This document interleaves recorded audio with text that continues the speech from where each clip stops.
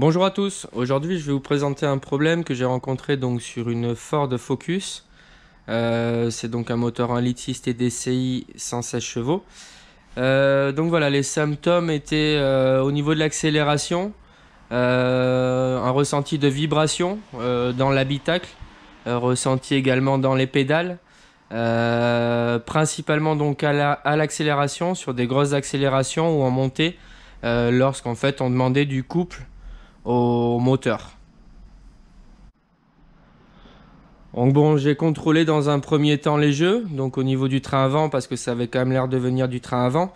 Donc au niveau du train avant, pas de jeu particulier à constater. Du coup, je regardais un peu dans le moteur au niveau des supports moteurs, et donc je me suis rendu compte de la chose suivante, c'est que le support moteur, donc le support moteur avant droit, que je vais vous montrer, était endommagé et créait ces vibrations. Alors je vais vous montrer le support moteur. Voilà, on se retrouve donc dans le moteur. Donc, comme je vous parlais, le support moteur est placé donc sous le bocal de liquide de refroidissement. Donc, il est situé en dessous, à ce niveau-là. Donc, vous le voyez ici. Et en fait, sur ce support moteur, c'est un support moteur hydraulique. Donc, en fait, on peut voir ici au milieu. Vous voyez, il y a de l'huile en fait à l'intérieur. Et c'est justement cette huile en fait qui évite les vibrations et qui fait guise de tampon.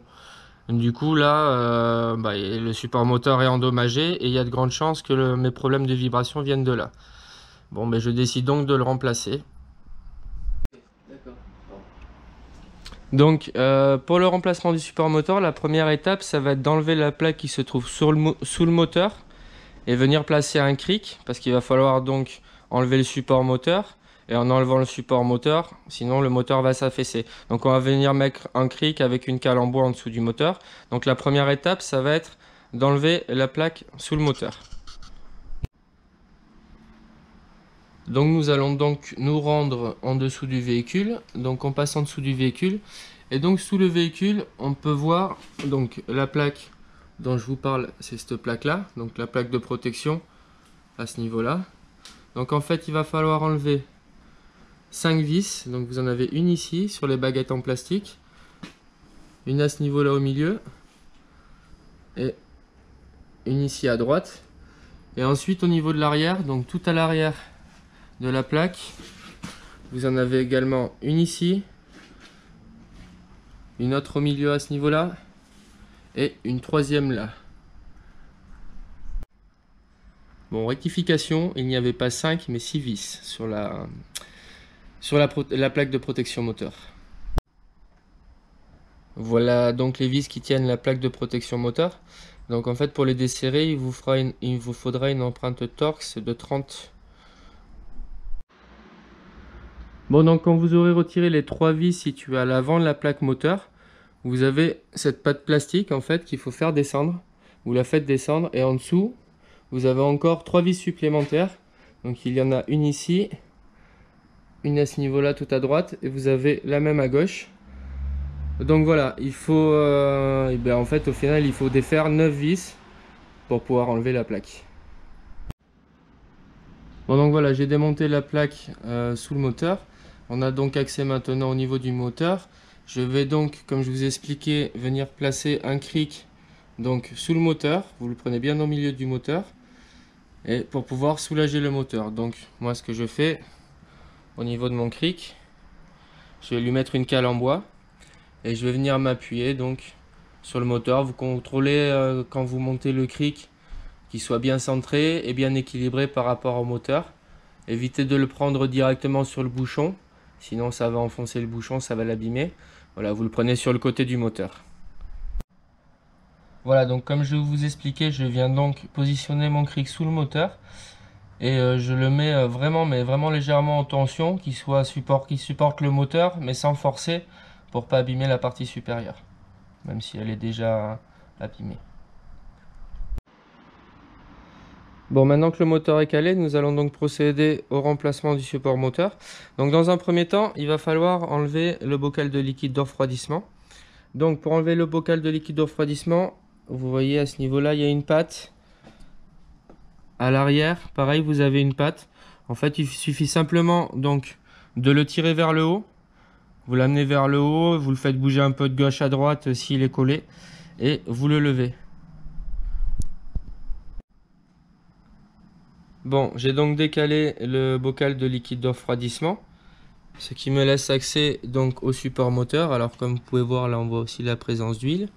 Donc on va démonter le support moteur. Pour ce faire, il va falloir enlever la vis que vous voyez en bas à ce niveau là, donc d'un côté du support moteur. Vous avez la même ici de l'autre côté du support moteur, et également enlever les deux vis que vous avez là, enfin plutôt c'est des boulons, donc il va falloir desserrer ces deux boulons là. Voilà, donc nous allons passer au desserrage. Donc pour le desserrage, les deux vis à l'arrière du support moteur, il vous faudra une douille de 15 et donc une rallonge assez conséquente pour pouvoir se surélever du moteur et desserrer les écrous. Donc on desserre celui-là et l'autre derrière avec le 15. Donc voilà, j'ai enlevé les deux vis du support moteur, donc les deux vis arrière. Donc vous pouvez les voir en dessus du support. Donc comme vous voyez ici à ce niveau là et de ce côté pareil à ce niveau là. Alors si vous sentez en desserrant les vis ces deux vis là que ça force un peu, n'hésitez pas à remonter un peu le cric, ça va soulager les vis et ça vous permettra de les desserrer plus facilement.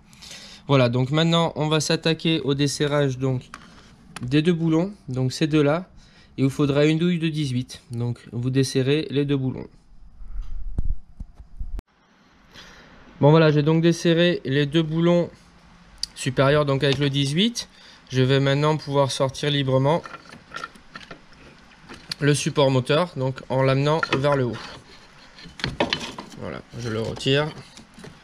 Voilà, on peut voir comme je vous expliquais à ce niveau là, donc il est bien usé. Et également au niveau des scellés en bloc qui présentent du jeu, donc on le remplace. Voilà, pareil pour vous aider au niveau du positionnement du moteur, vous pouvez vous baser au niveau des pattes en bas de fixation. Vous avez une partie qui est marquée sur la carrosserie aux salissures.